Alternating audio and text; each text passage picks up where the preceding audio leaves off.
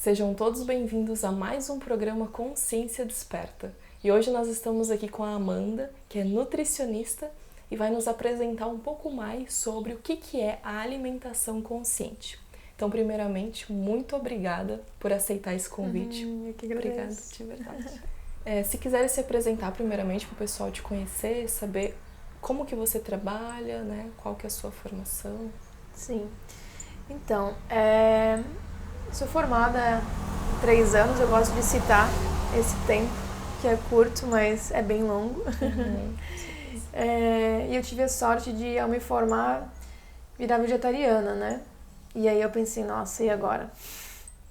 Foi quando eu embarquei numa viagem bem maluca, assim, em relação a estudos, sabe, bem, muito diferente, um caminho completamente inverso do que a gente é ensinado mesmo na academia, né? Então, eu digo que foi a coisa mais maravilhosa que aconteceu comigo. E aí foi onde eu descobri o poder da alimentação de verdade, né? E aí onde veio muito forte a questão da alimentação à base de plantas, a plant-based diet, né? Então, ali eu consegui ver que além de prevenir doença, promover saúde, tratar doenças, eu consigo também reverter algumas situações ou deixar em remissão o que não é irreversível, né? O que é irreversível.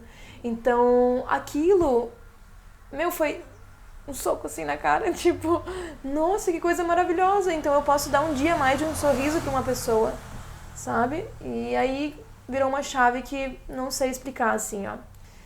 E aí, logo depois eu fui num evento, né, em São Paulo.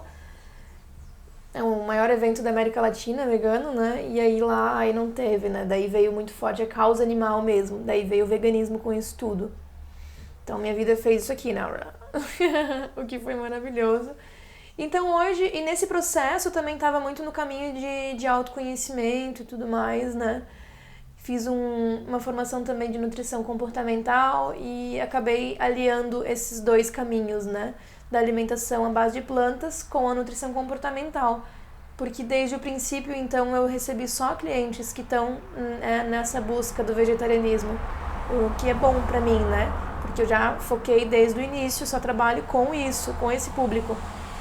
E aí eu vi uma demanda muito grande das pessoas saberem lidar com essa transição, que é muito difícil, né? Para uns é super fácil. Ah, parei de comer carne, legal, nossa, minha vida se transformou. Para outros não é tão fácil assim. Eu diria que para a maioria não é tão fácil assim. Porque você vai ter que enfrentar uma barra social muito grande de saber lidar com isso, com esse empoderamento do que se come, do saber o que comer, do que faz bem, do que não faz, suplementação. Assim, é um mundo tão grande que vem, assim, uma bagagem tão grande que eu senti muito a necessidade de auxiliar nesse processo também. E aí veio de encontro a nutrição comportamental. Então hoje eu entendo muito mais a transição para uma alimentação saudável, seja vegetariana ou não. Eu vejo sempre como uma forma de ressignificar primeiro a forma com que eu me alimento, trazer essa consciência alimentar, para então eu começar a falar de fato sobre alimentação, sobre o alimento em si, o que comer. Aí funciona. Aí o caminho vai sendo suave, vai sendo leve, gostoso. Esse é o relato que eu tenho de muitos clientes. Nossa, mas foi tão leve, tão gostoso. Porque se a gente entende que é esse, sabe, o lugar, fica muito mais fácil. Muito. Então hoje eu trabalho muito com a galera que tá ainda retirando a carne, né?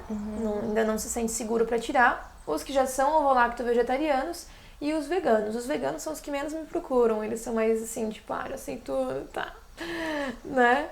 Mas então é esse público e o pessoal da transição. Mas por conta da nutrição comportamental eu acabo pegando muitas pessoas também com compulsão alimentar, com transtornos alimentares. Então é algo a se discutir também. Certo. Tá? Mas é isso, no mais. É interessante, eu não sabia que tinha também essa questão do transtorno e tudo acontece, então. Acontece e muito, né?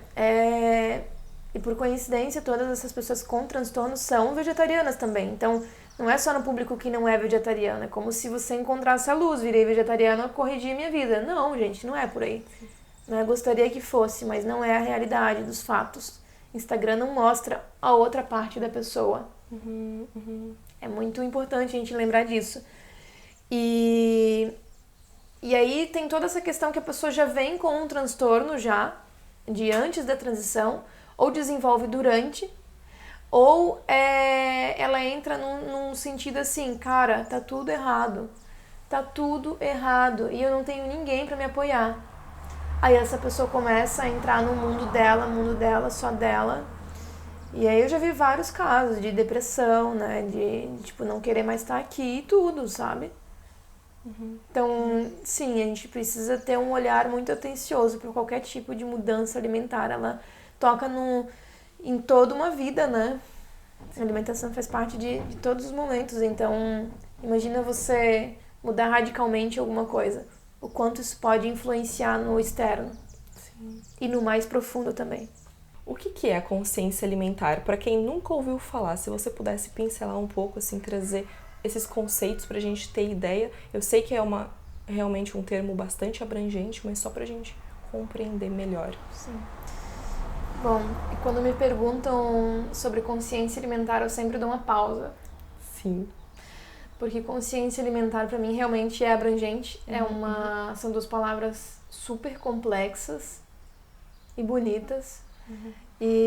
Mas se eu fosse resumir assim, é difícil resumir, mas a consciência alimentar, ela vem muito do que o que mais é importante assim para mim é a questão do estar presente.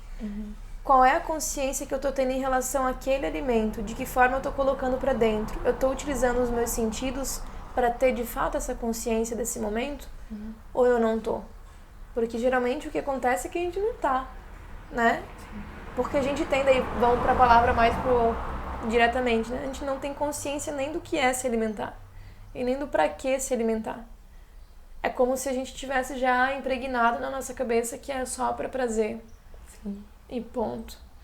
Né? Então acho que esse é o ponto mais importante, assim, até para quem trabalha com isso, é o viés mais importante para que a gente consiga algum tipo de tratamento, de transformação mesmo, sabe?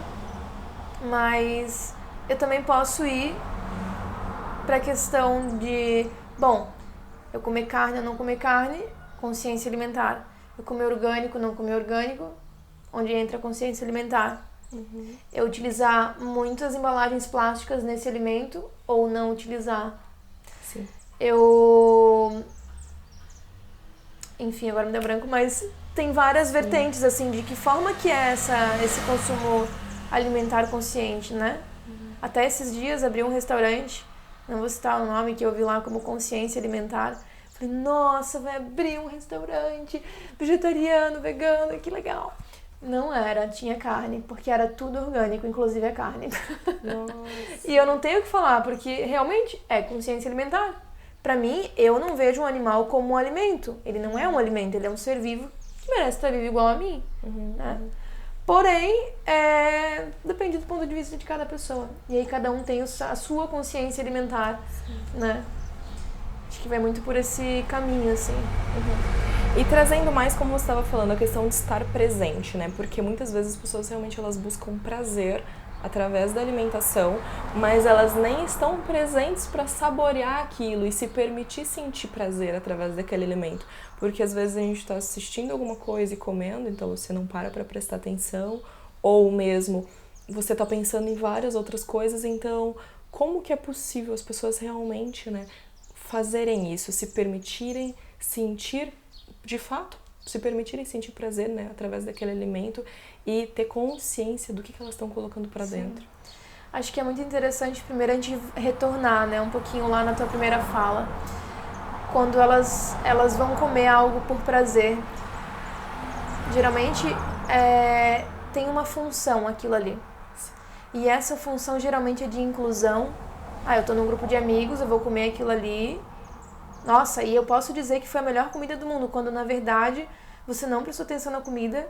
E o que foi legal foi a reunião com as pessoas. Para que eu possa, de fato, ter consciência no momento que eu vou me alimentar, sem ser a consciência do externo, né?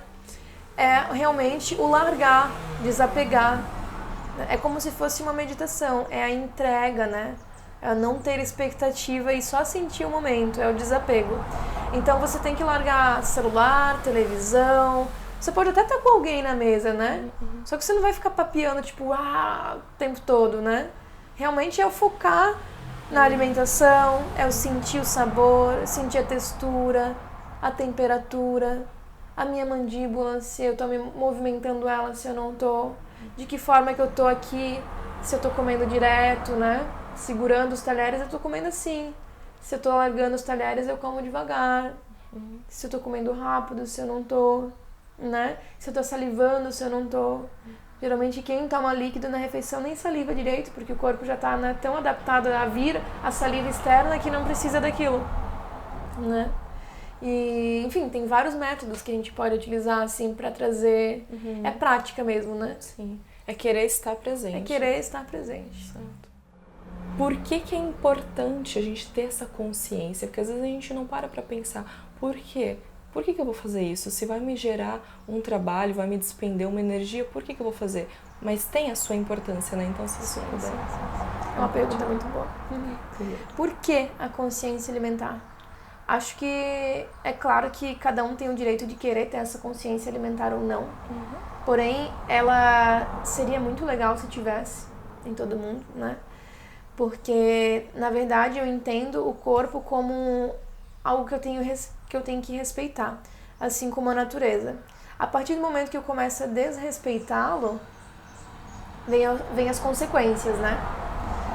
E trazer de volta essa consciência alimentar que eu já tive na infância, porque a criança ela já nasce com isso, inato, né? É da gente ter consciência. A gente vai perdendo ao longo do tempo. Então, esse resgate da consciência alimentar, ele é interessante para que eu previna ou para que eu trate futuras complicações. Porque tudo que eu como vai refletir em como eu sou. Então, se eu consigo tomar consciência disso, é fantástico. É fantástico. Eu digo para as pessoas assim, olha, se você é influenciado pelo externo, a pessoa diz alguma coisa, você vai lá e faz, surgiu uma moda XYZ, você vai lá e segue, mesmo que inconsciente, isso significa que eu posso manipular minha própria mente. Que eu posso escolher o que eu quero para mim. Posso me estimular, me influenciar. Né? Acho que isso faz parte da consciência, mas para eu conseguir isso, claro que é prática, é tempo e é eu entender tudo isso, né? E o porquê realmente, assim, se eu pudesse resumir em uma palavra, seria saúde. Saúde. Perfeito. E até como você falou, é importante saber que nós vamos reagir e o nosso dia, a forma como a gente vai estar, se a gente vai estar bem ativo ou não, vai ter uma influência muito grande a partir da nossa alimentação. Sim. Que as pessoas às vezes não param para pensar, né? Eu digo assim sempre, bom, se você tá feliz, observa o que você andou comendo nos últimos dias. Se você tá triste, observa o que você andou comendo nos últimos dias. Aí já é mais processado, um pouco mais, né? E se você tem mais episódios de raiva com maior facilidade, observa o que você anda comendo. Geralmente vai mais derivado animal, vai mais processado, já é comida de qualquer jeito. Né? Não é que um vegetariano não tenha raiva, tá, gente? Tem sim. Mas o episódio ele passa provavelmente muito mais rápido. Né? Claro que depende de todo um contexto, mas dependendo do que você come, sim, vai dizer como você tá. Né? Eu gosto muito de citar muito para um lado muito espiritual, né? E aí tem algumas pessoas que pode ser que falem assim, tá, mas e se eu não acredito nisso? Então vamos falar uma coisinha mais técnica, né? Quando eu vou consumir carboidrato simples, por exemplo, né? Que é os besterol da vida, tipo com açúcar ou com massa, né? Com farinha de trigo, enfim. Vou lá comer batata frita, vou comer macarrão, esse tipo de carboidrato, tá? O que vai acontecer aqui dentro? Eu vou ter um pico de glicemia. Quando eu tenho pico de glicemia, que é muito açúcar, entre aspas, no meu sangue, a chance de eu ficar mais eufórica é muito maior.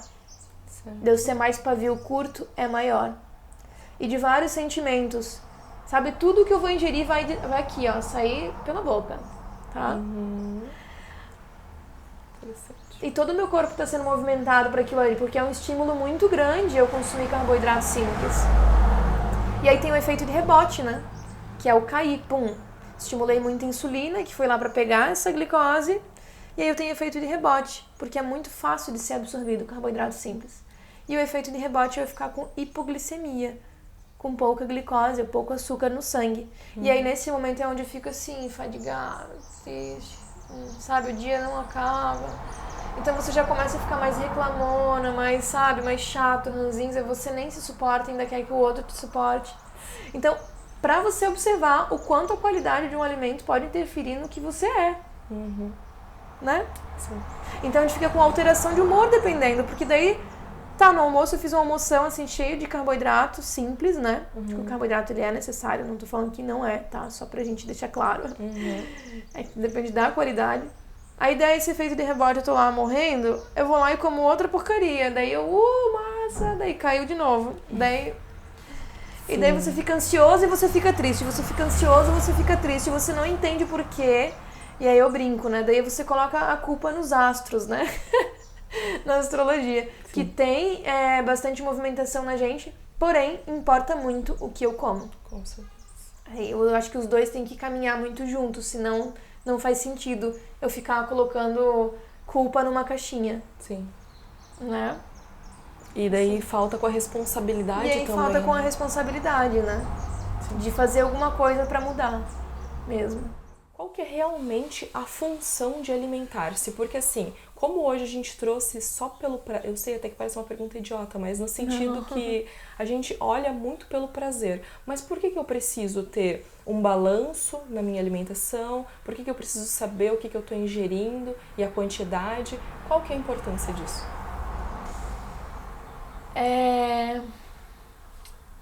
Eu digo assim para os meus clientes, posso te atender, mas você tem que pensar fora da curva, tá? Porque a Nutri é bem fora da curva. Sim. Essa coisa de quantidade e de saber o que tem que comer é uma coisa muito pronta, moldada. Eu gosto muito de dar exemplo da minha avó, assim. Cara, ela tem 87 anos de pura lucidez. Ela que limpa todo o jardim, ai de quem tocar naquilo lá, tá? Te pergunto, será que ela se preocupou com a qualidade do que ela ia comer? Ela se preocupou com quantidade, se é o suficiente ou se não é? Eu acho que o nosso corpo não é uma matemática exata pra saber, sabe? É bizarro, assim. Quando a gente fala de atleta, até tudo bem, porque o atleta, na verdade, o seu corpo é o seu trabalho, é a sua máquina para fazer funcionar.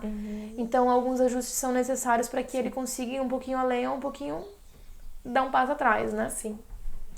Mas fora isso, assim, ou fora uma doença que realmente você tenha que programar algumas coisas para você sobreviver, tudo bem. Agora, no mais, você tem que reaprender a comer. Porque a gente sabe comer, a gente é natureza, a gente nasceu com essa consciência, como eu disse antes. Então, a verdade é que a gente tem que se reaprender, né? Tem que ressignificar muita coisa. E esse é o meu principal trabalho, é gerar essa independência para que a pessoa consiga se virar sozinha. O porquê comer, né? O porquê comer justamente por isso, para eu conseguir viver. Eu vim nessa vida por quê? Depende de cada pessoa essa resposta, né? Mas eu vim pra viver, eu posso morrer amanhã, e aí? Então a comida ela vem pra me dar substrato pra eu poder viver. Vem pra me dar energia. Pra eu poder piscar, pra eu poder me mover, pra eu poder sorrir. Sim. Pra isso que serve a alimentação. E aí se eu trato a minha alimentação de qualquer jeito, indiretamente eu tô tratando o meu corpo de qualquer jeito. E aí ele de qualquer jeito vai me dar uma resposta. Sim. E aí cabe a mim entender de que forma lidar. E às vezes pode ser um pouco doído. É importante pontuar isso, né? Que às vezes a gente tem essa ideia de que precisa de uma balança e medir tudo muito precisamente para ingerir, certo? Mas nem faz sentido se você parar para refletir que cada dia você está sentindo, você se percebe de uma forma diferente e você sente uma necessidade diferente, né? Até eu digo quanto a emoções e tudo, para você conseguir esse balanço perfeito. É impossível, gente. Todo dia a gente muda, todo dia eu vou acordar diferente. E todo dia é uma necessidade energética diferente. Sim. Todo dia vai... um dia vai ter sol, eu vou ter que usar mais energia, vou comer um pouco mais. Num dia vai estar escuro, eu vou estar mais resguardada de repente. E aí eu vou comer menos. Um dia tá chovendo, eu já vou comer diferente. Um dia eu vou acordar triste, com uma confusão enorme na família, no trabalho. Eu vou comer diferente. Como é que se faz isso numa dieta, gente? Eu, apesar de ser nutri, assim, eu não confio, eu não consigo acreditar nessa palavra dieta prescritiva, sabe? Realmente ela é necessária em alguns casos de doença, tá? Mas para pessoas que não têm doença, tipo, sei lá, câncer, doença renal, diabetes, essa pessoa, ela não tem que viver uma restrição. Porque eu sou uma pessoa completamente diferente todos os dias, eu tenho necessidades diferentes todos os dias. Sim. É impossível que você viva num quadrado, sabe, do planejamento alimentar. Sim, e não é que eu não faça. Eu faço esse trabalho também, eu faço planejamento alimentar, mas eu deixo claro para a pessoa que é um guia. É só um guia. Quais são os efeitos que você se alimentar constantemente de processados vai causar no seu organismo e na sua vida? Assim, a alimentação industrializada, ela é altamente processada. E quando a gente fala processada, significa que esse alimento já foi quebrado em várias vezes. Várias, até ele ficar bem pequenininho. Então, eu sempre digo assim, é como se fosse um corpo estranho. Né? Meu corpo já não entende mais aquilo direito como um alimento. Ele, o que é isso? Né? Então, em geral, assim, dependendo do ingrediente, do alimento que está ali, ele pode ser altamente inflamatório. E praticamente todas as doenças, né, crônicas não transmissíveis principalmente, né, elas são de base inflamatória. Então, né, diabetes, hipertensão, obesidade, câncer, doença autoimune, todas elas têm fundo inflamatório. Então, se um alimento industrializado ele é inflamatório num contexto geral, consegue perceber a igualdade dos fatos, né? Então, é basicamente isso que acontece. E não quer dizer que todo alimento industrializado é inflamatório, porque tem muitas empresas muito maravilhosas que estão aí para ajudar a salvar a gente, né? Não tô generalizando, assim, tem empresas sim muito boas. Até porque é um pouco difícil da gente viver nessa utopia da coisa saudável e íntegra sempre, é um pouco difícil, não é a realidade para todo mundo, e a gente tem que aceitar esse fato. Sim. Mas o que eu posso fazer para minimizar, para não ser tudo tão industrializado? Acho que a melhor dica que eu posso dar é assim, ó. Olha lá nos ingredientes. Primeiro, se tiver muito ingrediente, uma lista gigantesca, passa pra frente. Não dá. E se tiver nomes que a sua avó não saberia te dizer o que significa, também não pega. Sim, isso... Acho que é esse o caminho, assim, minimamente processado. Sim. Fui pra vários lugares no Brasil buscando isso. E aí foi vários tapas na cara, assim. Porque tem, e não é pouco, tá? Muito estudo científico mostrando os impactos da carne. E aí você vai, por exemplo, só pra te dar um exemplo, assim, bem real, você vai no site do INCA, por exemplo, né? Qualquer site, assim, de órgão público. E aí vai trazer lá vários estudos científicos mostrando que a carne causa câncer, né? Principalmente, né? Doença autoimune e várias outras, assim. E aí na mesma plataforma você vai em orientações para prevenir ou para tratar isso, diz assim, coma carne 3 vezes na semana. Evite carne vermelhas, mas ainda assim pode comer. É tipo assim, morra em doses homeopáticas.